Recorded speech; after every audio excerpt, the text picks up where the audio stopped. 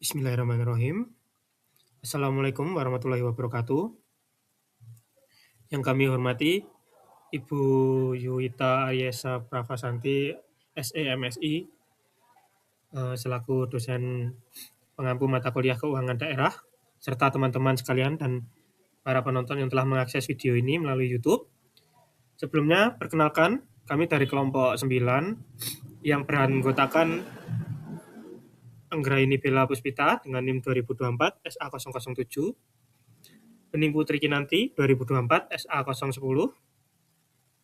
dan saya sendiri Setiawan Nur Pratama 2024 SA040. Di sini kami akan menyajikan materi mengenai dasar-dasar penatausahaan pemerintah daerah.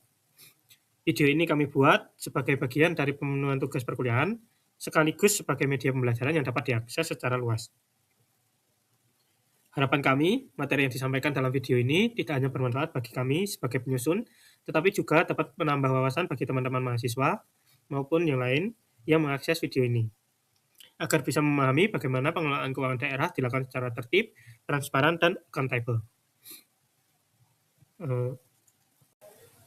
Langsung saja di sini, latar belakang. Pemerintah daerah memiliki kewenangan untuk mengelola keuangannya sendiri dalam rangka mendukung pembangunan daerah. Namun, pengelolaan tersebut harus dilakukan secara transparan dan accountable.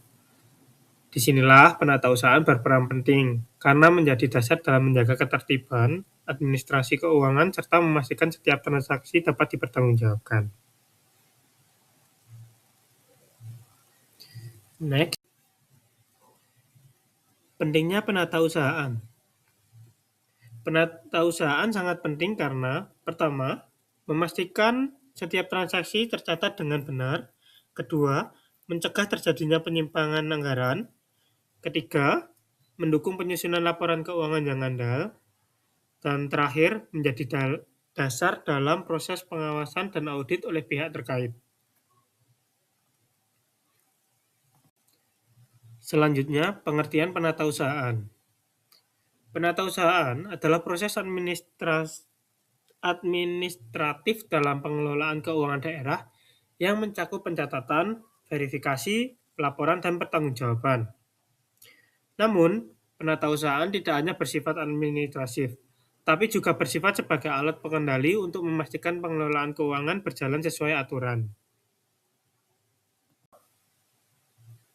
Dasar hukum. Penatausahaan keuangan daerah memiliki dasar hukum yang kuat, antara lain 1. Undang-Undang Nomor 17 Tahun 2003 tentang Keuangan Negara yang berisi dasar utama pengelolaan keuangan negara, termasuk keuangan daerah. Kedua, Undang-Undang Nomor 1 Tahun 2004 tentang Perbendaharaan Negara, yang di dalamnya mengatur pelaksanaan APBN dan APBD, termasuk bendahara penerimaan, bendahara pengeluaran, kas daerah, serta pertanggungjawaban keuangan. Yang ketiga, UU Nomor 23 Tahun 2014 tentang Pemerintah Daerah, yang di dalamnya mengatur kewenangan pemerintah daerah dalam mengelola urusan pemerintahan serta keuangan daerah dalam kerangka otonomi daerah. Yang nomor 4, Peraturan Pemerintah Nomor 12 Tahun 2019 tentang Pengelolaan Keuangan Daerah, yang di dalamnya adalah pedoman utama pengelolaan keuangan daerah dari perencanaan hingga pertanggungjawaban, yang mengatur mengenai struktur APBD, pelaksanaan anggaran, penatausahaan, serta pelaporan. Yang kelima, Permendagri Nomor 77 Tahun 2020 yang berisi pedoman teknis pengelolaan keuangan daerah secara lebih rinci termasuk mekanisme penatausahaan. Yang keenam, Peraturan Pemerintah Nomor 71 Tahun 2010 tentang Standar Akuntansi Pemerintah atau SAP, yang di dalamnya berisi dasar penyusunan laporan keuangan pemerintah berbasis akrual. Tujuan penatausahaan yaitu menjamin tertib administrasi keuangan, menghindari kesalahan pencatatan, meningkatkan transparansi, mewujudkan akuntabilitas publik, dan mempermudah proses audit. Dengan demikian, penatausahaan bukan hanya kewajiban administratif, tetapi merupakan instrumen penting dalam pengawasan dan pengendalian keuangan daerah.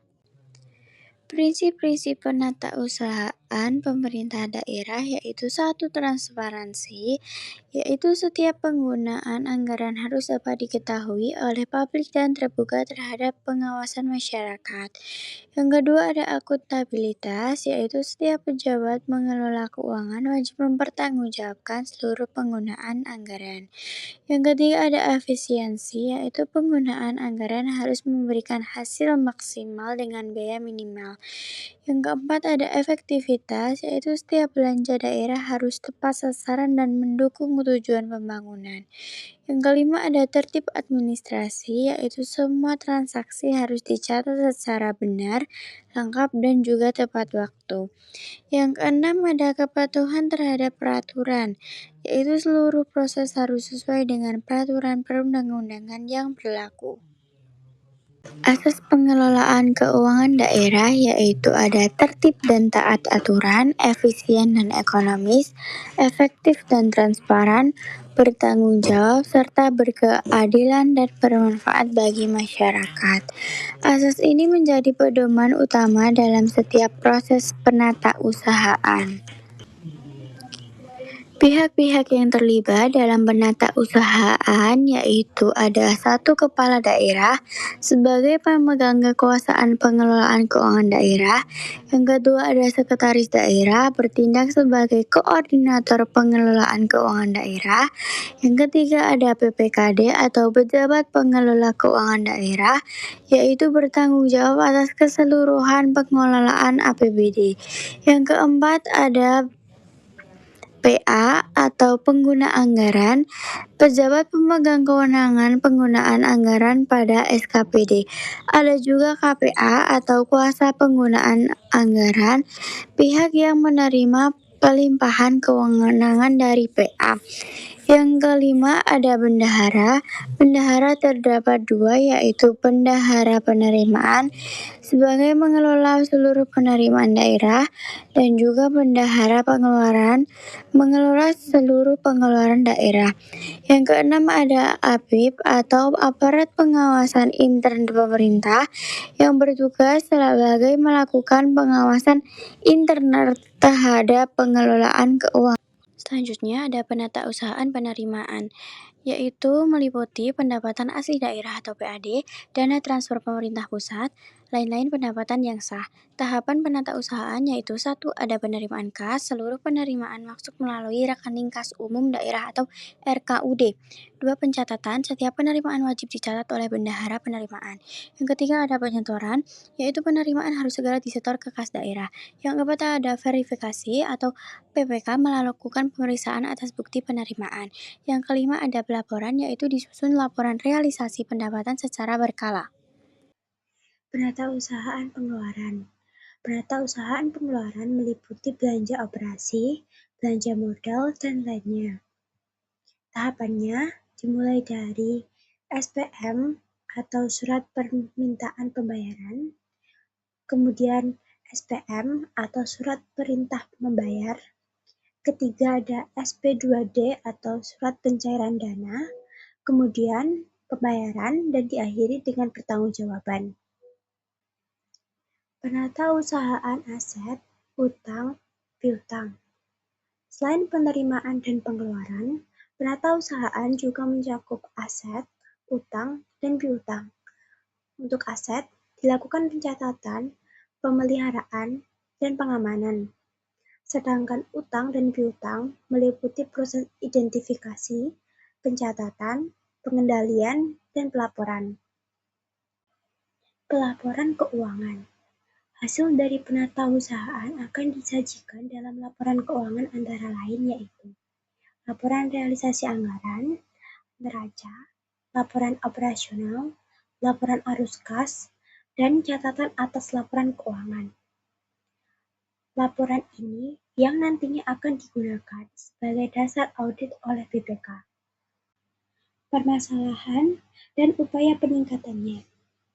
Dalam praktiknya, terdapat beberapa kendala seperti 1. Keterbatasan kompetensi SDM. 2. Sistem informasi yang belum optimal. 3. Lemahnya pengawasan internal. 4. Keterlambatan pelaporan. Dan yang terakhir, perubahan regulasi yang cepat. Kemudian, upaya yang dapat dilakukan yaitu meningkatkan kualitas SDM, digitalisasi sistem keuangan, penguatan pengawasan internal, evaluasi rutin, serta komitmen dari pimpinan. Jadi, kesimpulannya, penata usahaan merupakan bagian penting dalam pengelolaan keuangan daerah. Penata usahaan menentukan kualitas laporan keuangan dan dipengaruhi oleh SDM, sistem, serta pengawasan. Selain itu, penata usahaan juga berperan dalam meningkatkan kepercayaan publik terhadap pemerintah. Demikian yang dapat kami sampaikan. Apabila ada pertanyaan, bisa langsung ditanyakan saja melalui kolom komentar yang tersedia. Serta saya ucapkan terima kasih atas perhatian Ibu Wita selaku dosen pengampu serta teman-teman semua yang sudah menonton video kami. Mohon maaf atas kesalahan dan sedikitnya materi yang kami bagikan. Wassalamualaikum warahmatullahi wabarakatuh.